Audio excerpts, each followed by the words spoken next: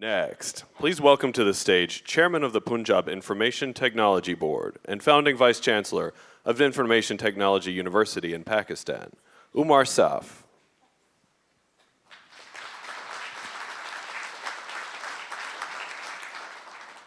Excellent.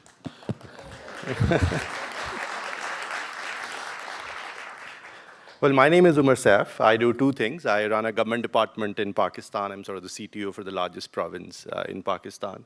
And I also help run a university. And what I wanted to do today was show you an example of what has been done in the university as a research project and how we scaled it at government scale to essentially turn around one of the most important problems that Pakistan is currently facing. Pakistan is currently responsible for 85% of world's polio cases.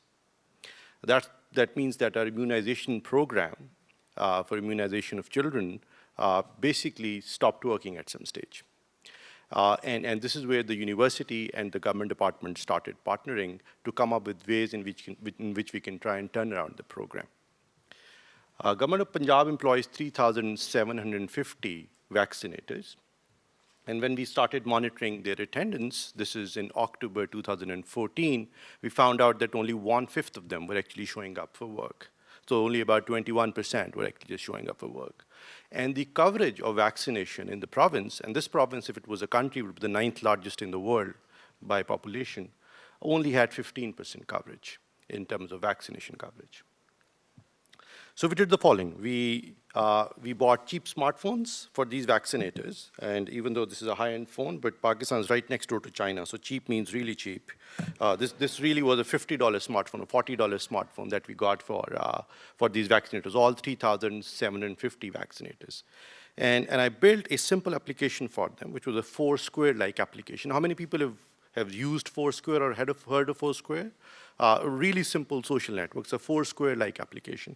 And the idea was that these vaccinators would go and check into kid stations where you haul up children and vaccinate them to mark their attendance. So rather than marking their attendance on these traditional attendance registers, et cetera, they'll now use smartphones to go to these kid stations and check in to mark their attendance.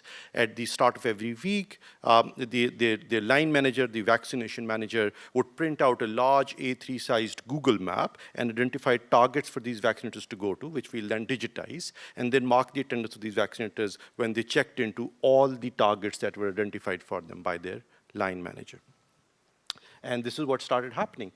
So we started monitoring their attendance in different kid stations. And if they fail to check into any of the kid stations, they'll be marked as absent. Right? So simple technology that was sort of put to use. And their attendance rose in 5 months from October 2014 to February 2015 from 21% to 91%. Just being able to monitor they're actually showing up to work and checking into all the kid stations that they were supposed to.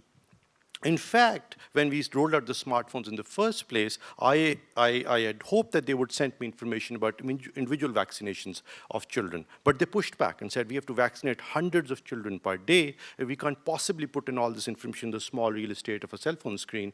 That would slow us down and prevent us from doing our work. So we backed off, and in fact, and instead designed the simple check-in application, Foursquare-like application, so that they can self-report the number of vaccinations they've done and check into these kid stations. But as we collected data in these 4 months, we came up with the startling fact that no vaccinator in Punjab can vaccinate more than 12 children per day. Otherwise, statistically, you'll outgrow the population growth rate in Pakistan. So that's what it was, 12 vaccinations per day. Right? So we asked them to therefore start sending us information about individual vaccinations. This is the kind of information that we get now about individual vaccinations. A child who's been recently immunized and is not thrilled about it, where the vaccination was done, and the details of the vaccination. So we started getting this information flowing in, and we got the vaccination attendance to rise through use simple smartphones and a Foursquare-like application to rise from 21 to 91%. But as we did that, we still struggled with trying to get the coverage up.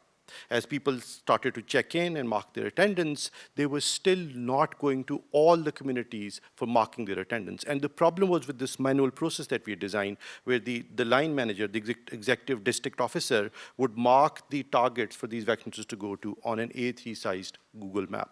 And we found out that he's just as inefficient as the vaccinators themselves, so we wanted to automate that process. And what we did there was we basically took Google satellite imagery, and this is free Google satellite imagery, 3-meter scale free Google satellite imagery, and we run this through our machine learning algorithms. And these days, just by looking at this and by looking at the texture of houses, this is a housing cluster, and not, you could detect houses automatically. So this Google satellite imagery is sort of piped through our machine learning algorithms that automatically identify houses in a community or communities within some space. So as we identify these houses, we then abstract away this layer into a layer of polygons, where each polygon is a cluster of households. All these polygons are the same population but different size, because houses could be closer together or far apart. So we automatically detect houses looking at Google satellite imagery, and then we abstract that as a set of polygons that are overlaid on a city map.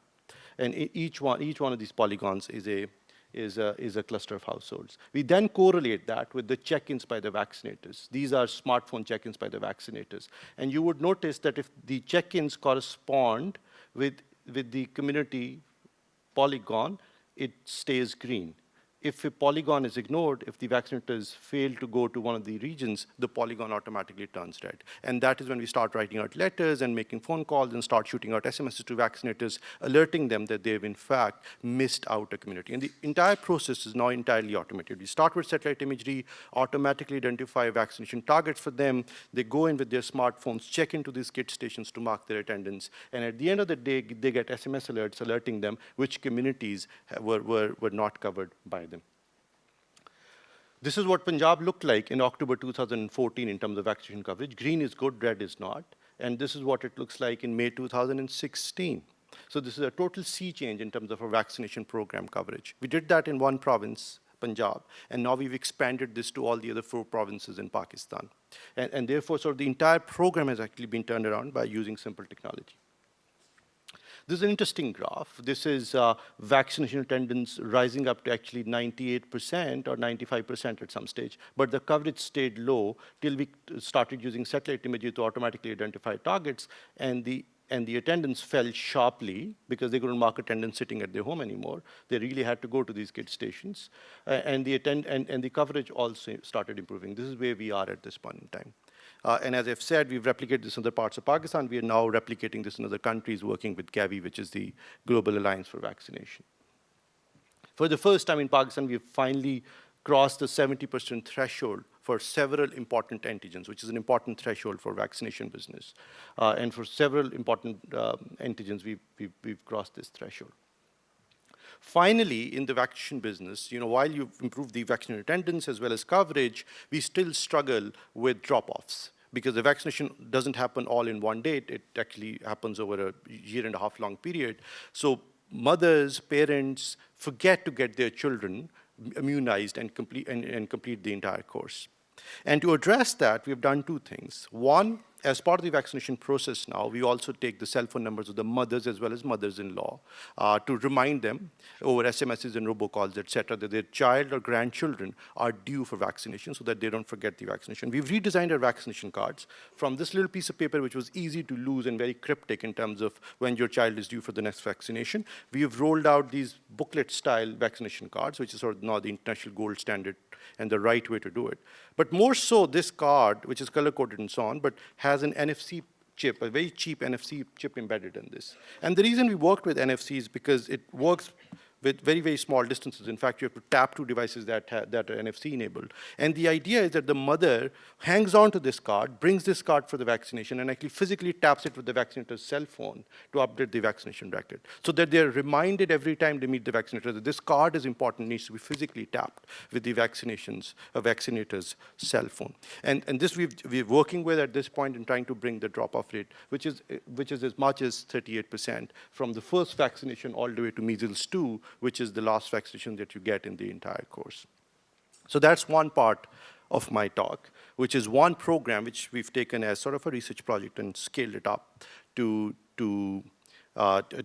government scale, with affecting millions of lives and thousands of vaccinators and so on and so forth.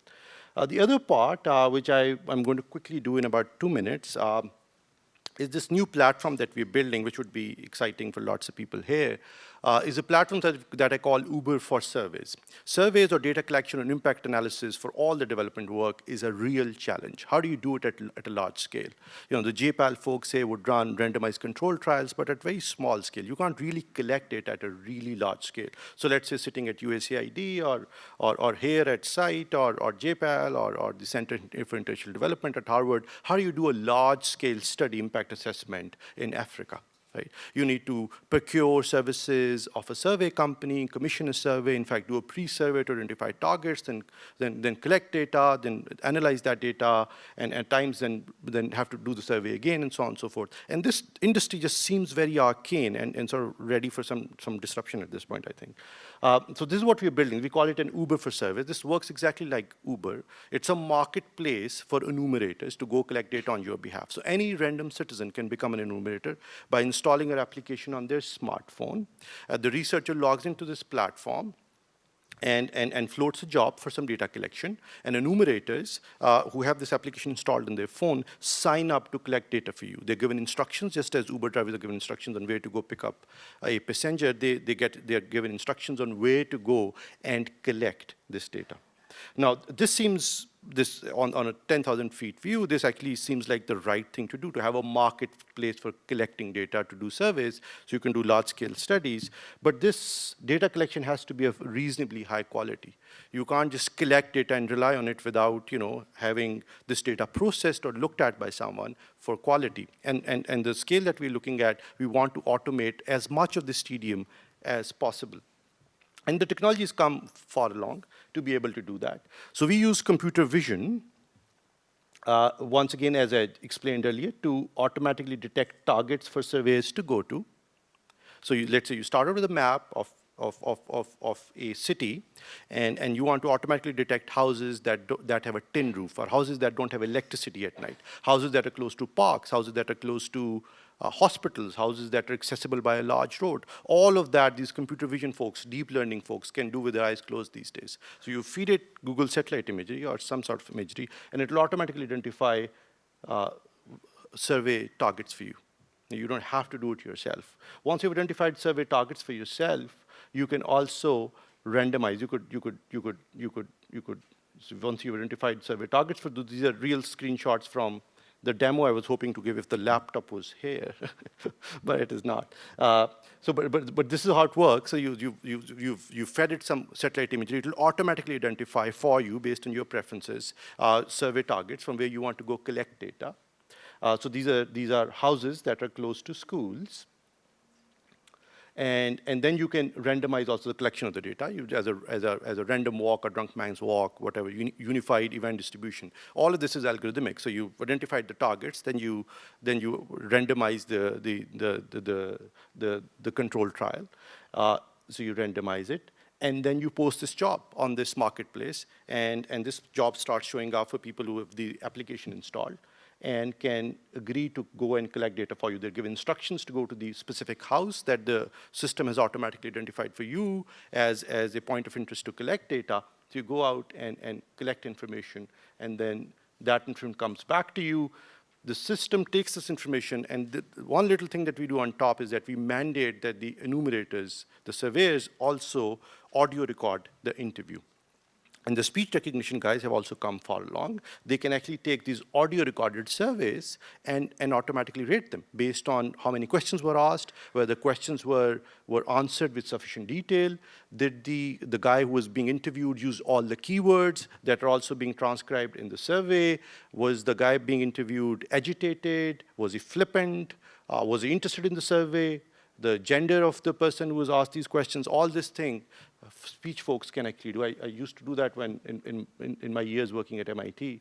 And I think just go to CSAIL, and those researchers can do all of this with a great degree of confidence.